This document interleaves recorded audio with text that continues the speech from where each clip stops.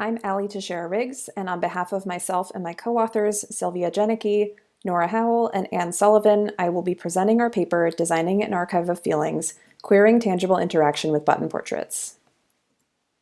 With this paper, we present design opportunities from participant experiences with button portraits, a tangible, wearable experience that leverages queer theory to explore queer histories. The project invites individuals to listen to oral histories from prominent Atlanta-based queer activists Lorraine Fontana and Maria Helena Dolan by pinning archival buttons to a wearable audio player, engendering sensations of embodied intimacy between bodies, oral histories, and tangible archival ephemera. With this work, we ask, how can tangible wearable design encourage effective, embodied reflections on queer histories? So why queer histories? And why now? So there are growing efforts to make queer history visible in resistance to current institutional erasure in the United States. For instance, we have seen instances of book banning, anti-trans and anti-queer legislation, bathroom bills, and drag bans. Making queer history visible finds parallels between current resistance efforts and those throughout queer history, demanding recognition that queer people have always existed and will continue to do so. And studying queer histories also helps us recognize the material traces of queer information activism in the past that can reconfigure the present, after Kate McKinney and Daniela Rosner. Adding to this, Sarah Ahmed also discusses how objects or material traces make impressions dependent on past histories, which, coupled with emotions, influence how bodies are moved in the present.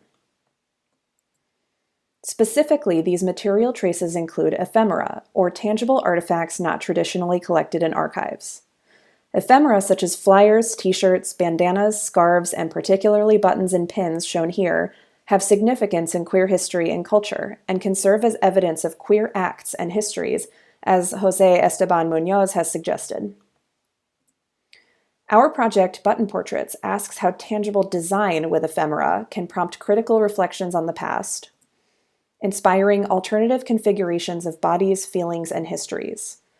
Our design engages how centering ephemera in archival explorations reveals sensations and reflections that speak to queer bodies, expressions, and relations. Not only do ephemeral objects themselves evoke queer history, but by designing queer tangible interactions around them, ephemera can also call us to experience history queerly, focusing on marginalized perspectives and ways of knowing.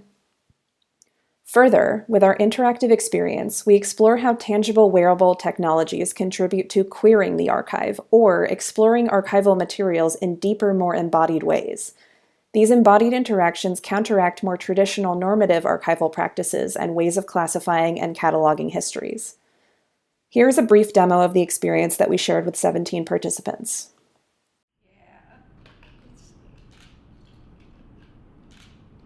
It must have been at some point. My mother, of course, started really encouraging me, like she did when she hit a certain age, in adolescence, to look. She would never say, look more feminine, but it would be clear. You have to look like a girl, look like you wear a certain way. And by the way, and even at that point in school, even when I started college, there was still a dress code where girls wore skirts and dresses. You didn't wear pants. So it wasn't like I didn't wear dresses. But when I was going out to play, I could wear, pants and stuff. And that's what I was most comfortable in. I look at pictures of myself. This is very interesting.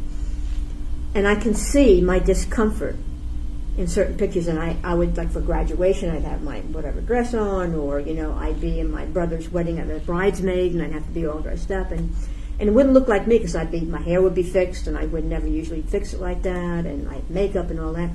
And my mother, of course, would want me pluck my eyebrows, wear makeup, what's the matter with you? I hated that stuff. But I did that for her, wore stockings, that kind of stuff. And I wasn't comfortable doing that. I could look at pictures of me with my friends in high school, for instance, who all seemed to be much more attractive and much more, had boyfriends and everything. And there I was at a sweet 16 birthday party for me that I had my friends over. And I looked really, I looked kind of dumpy and very, not attractive, and I think I was not comfortable. Then I see a picture of myself, younger age, but when I went to the Catskill game farms with my parents, and there's a picture of me kneeling next to a deer and petting the deer. And I'm in, just kind of my dungarees and I look so comfortable. And so it's like, Here you can see individuals interacting with button portraits, donning the wearable audio player and selecting a particular button which plays a segment of an oral history given by either Lorraine Fontana or Maria Helena Dolan, both queer elders and activists in Atlanta.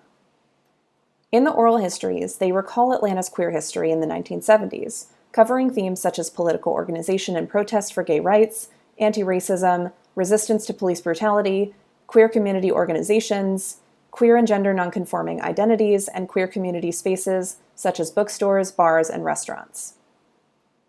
Each button corresponds to a particular fragment of oral history and particular theme, which we associated by creating thematic affinity maps for the 233 buttons in the collection, in an emergent co-productive engagement with the Gender and Sexuality Collection's archivists and members of Atlanta's queer communities. This scavenger process of association parallels the messy entanglements of the archive itself, evoking the relational, nonlinear nature of histories and identities.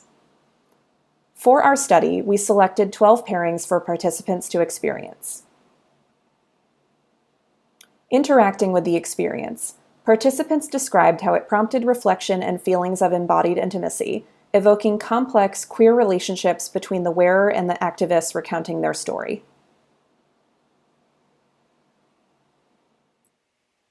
With this paper, we contribute to Queer HCI with attention to historicism and tangible embodied interaction.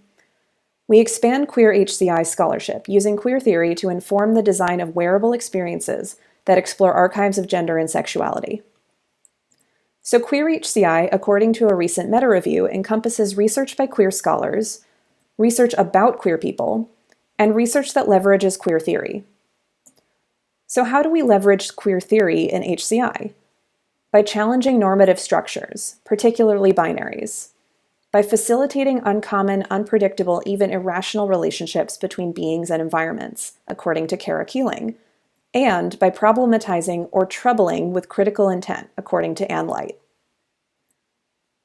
Our project builds on queering HCI by asking, how do we queer HCI with attention to queer bodies and histories? Button Portraits does so by inviting embodied reflections and affective personal connections to queer histories. Using ephemera as evidence through our engagements with the Gender and Sexuality collections at Georgia State University, which explores Southern LGBTQIA+ activism from the 1960s to the present. We focused on ephemeral materials in the collection, particularly buttons and pins, which proved accessible in terms of size and ability to be physically handled, fitting a plurality of bodies and having significance in queer history and culture. We used these buttons as materials in tangible wearable design.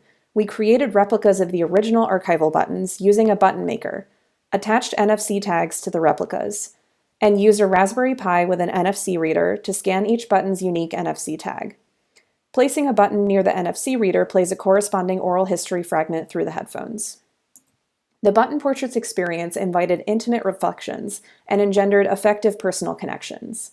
For instance, in our study with 17 participants, individuals remarked on how the tactility of the experience, the softness of the audio player, the proximity to the heart, prompted intimacy and introspection.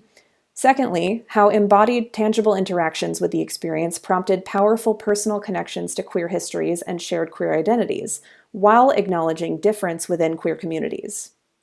Third, how buttons themselves proved a symbol of queer self-identification that negotiated tensions between queer visibility and safety.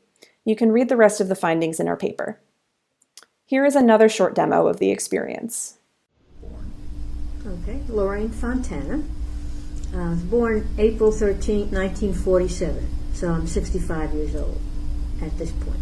Yes, and you were born where? It must have been at some point. My mother, of course, started really encouraging me like she did when she hit a certain age. There were 30,000 people at that march.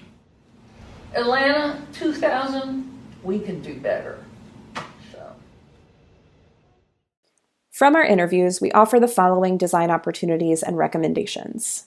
First, designing tangible archives of feeling, where interactions foreground affective relationships with queer histories, drawing from Anne Kvetkovich's text, An Archive of Feelings, which characterizes queer history as a radical archive of emotion. Secondly, queering tangible wearable interactions by centering ephemera and designing for a plurality of embodied experiences. Third, designing for personal archival experiences by starting with personal collections and ephemeral or unusual traces to offer alternative modes of engagement with histories. And lastly, designing within difference, acknowledging difference and tensions within queer communities and bodies when designing tangible experiences of queer history. And to end, I will end by returning to our question: how do we queer HCI with attention to queer bodies and our histories? We do so by intentionally entangling and troubling the relationships between material ephemera, bodies, feelings, and histories, prompting critical reflection and queer understandings of the past by challenging normative structures such as what counts in the archival record and how feelings and embodied entanglements comprise archives as well, thereby deepening queering tangible interaction as a critical area for design and HCI. Thank you, and here you can find our contact information as well as a link to read our paper here via the QR code.